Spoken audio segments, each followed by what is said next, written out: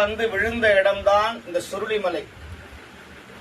சுருளிமலை அமர்ந்தருணும் வேளா உன் திருவடியை தொழுது வந்தேன் நாளா என்று பாடியிருக்கிறார்கள். பழனிமலையை விட மிக சக்தி வாய்ந்த முருகன் சுருளிமலை ஆண்டவன், மேற்கு பார்த்த முருகன்.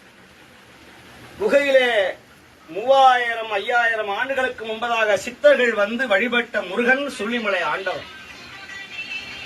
நம்முடைய பிறவியை, நம்முடைய ஜென்மத்தை ஈடேற்ற வரக்கூடிய அற்புதமான ஒரு இறைவன் சுருளிமலை ஆண்டவர்.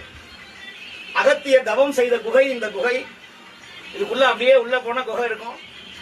குகை வாசல்ல முருகன் அமர்ந்திருக்கிறார். சுயம்பு வடிவாக தசபாஷாணத்தில் அமைந்த முருகனாக விளங்கி வருகிறார். இந்த இடத்துல எத்தனையோ ஜென்மம் புண்ணியம் பண்ணாதான் உள்ள வர முடியும். உங்கள் தலையெழுத்தை மாற்றக்கூடிய ஒரு ஸ்தலம் சுருளிமலை ஆண்டவர்.